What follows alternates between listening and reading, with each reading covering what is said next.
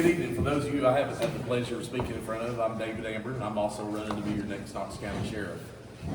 I'm presently the Chief of Detectives at the Sheriff's Office, where I've served for the last 34 years consecutively. A little bit about me personally. First off, I want to say that, just for the record, I started out playing Little League football, but by the time I got to high school, people Brent's size, and I was wearing a size 26 jean, I decided it was time to retire my football. Somebody like him was going to kill me. So that was pretty much it. I was born and raised in West Knoxville, grew up down on Middlebrook around Cedar Bluff, where it was nothing but fields. When I was in high school, what got me in law enforcement was I was a night assistant manager at a Smoky Mountain Market there that was by the interstate. And back then, like I said, it was very rural. So a lot of the people that you've known in the last 20 years in law enforcement, former Sheriff Tim Hutchison, Sheriff Tom Spangler, Barney that we just lost this last year, and a lot of other names that you would probably know over the years. The units that ran west, that was the one of the only locations. There was a couple that was open all night. So that's where they would come to get some coffee and tell war stories and come in out of either the hot or the cold. And that's what I started just interacting with those gentlemen, and I started doing ride-alongs with Bernie Line, and that's what got me hooked. So several years later, when Sheriff Hutchison went into office, then Bernie asked me, he's like, hey, we need good people, the agency's gonna grow. Why don't you come on down here? And so I started in the beginning of '92 at the Sheriff's Office. I originally started out in corrections, served a couple of years there, and was fortunate enough to be chosen to be certified. So I went to, at the time we didn't have an academy there with the Sheriff's Office. I went to Donaldson, where the troopers go down in Nashville.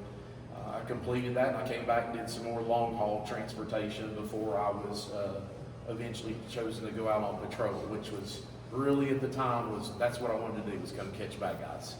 I went to patrol, but it was for a very short time, and maybe one day I'll look back on it and say unfortunately, but I don't want to say that because it afforded me a lot of opportunities.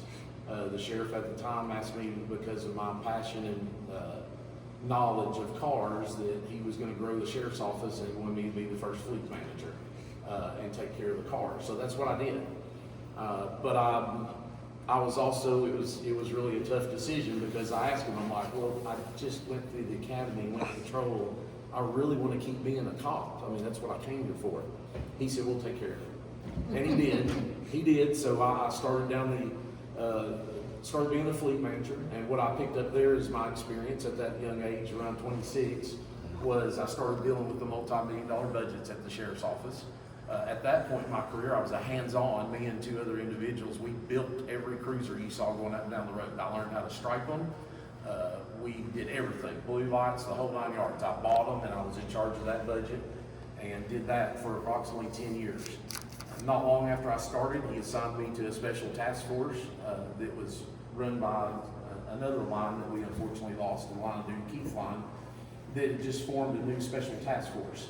So I simultaneously did those jobs for about right at 10 years straight. After 9/11, I was awarded or voluntoed that I was the new Director of Homeland Security for the Sheriff's Office. I did that for several years, working with state, local, and federal partners across the whole region. That's where I started gaining experience about working with a lot of federal agencies, and we kept our community safe. And it was a kind of a new time in law enforcement after 9/11. There was it was different for us. Terrorism was not a huge thing around Knox County. So all of us local law enforcement, we had to learn new investigative skills, and we worked with federal partners that we had never worked with before.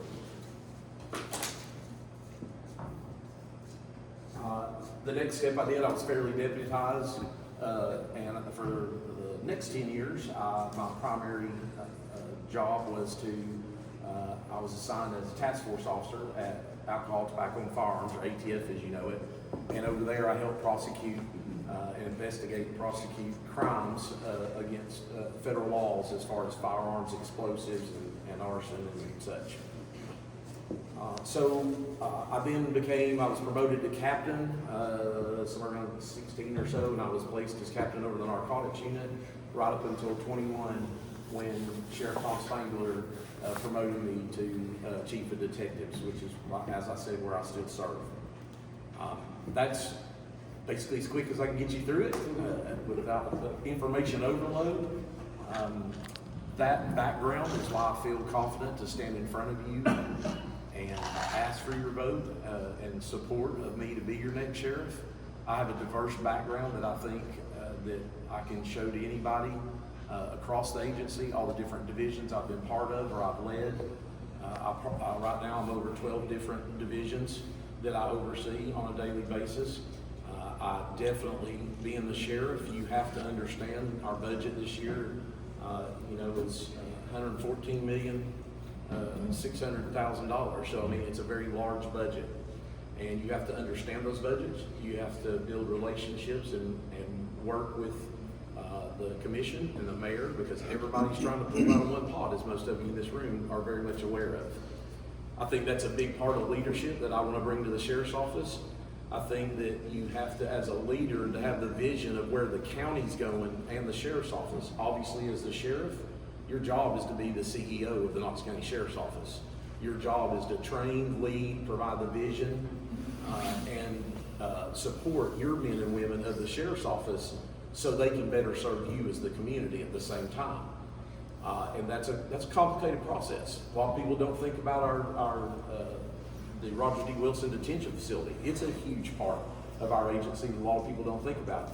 The sheriff has to be in tune with that. The sheriff has to put the right people in place, because that's a small city out there. $4 million a year in food, almost $2 million in medication, and so it's a large part, and all the men and women that are serving out there to keep those criminals where the public expects them to be, and that's locked up. The jail's only part of it, though. When we have the men and women patrol, one of the things I want to do as sheriff, one of the main things will be my 4-year goal, is to have a defined career path for our men and women, because our salaries have, not only have we had a tough time getting them competitive, especially after COVID, to allow us to recruit people and retain our men and women that we have now. The new generation that's coming online, they're different than a lot of us sitting in this room. And we as leaders, that's another main point that the sheriff and his administrative staff have to be in tune with if we want to retain and attract these people to get the best deputies we can here in Knox County. The newer generation has a lot of different things, just like we've all experienced over our life. Generations have difference in our music and so on and so forth, the way we dress. And now we have different things. A lot of this generation, they want to be able to wear a beard with their uniform. It's very important to them. They like to be able to show their tattoos off. There's many things like that. And as leadership and administration, you have to listen to those things, and you have to consider, even if they're not what you experienced in your career, you have to respect that and try to work with that so we can recruit them. So the defined career path will also help our men and women know that if they go 5 years, let's just put it on a 25-year career, and if they go 5 years and they don't have any serious disciplinary actions or anything, then they can count on, for their family and for their life goals and their career goals, that they're going to get a bump then. And it's not going to be dependent on how good of a tax sale year we had or anything like that. It's going to be, and I would think it would be better for the commissioners, and I've already started talking to some of them to see what their feedback is on that basically they would know when they go to prepare the budget with the mayor, that they would already know. We've got 67 people that are going to reach their 5-year mark with the sheriff's office, and that's going to translate to this dollar amount. And they can plug that in, they can count on it, it's easier for them to calculate, and then we can start talking about what raise the other people in Knox County are going to get, all employees and the sheriff's office. So those are some of the main things that I want to do as the sheriff or the CEO of the sheriff's office.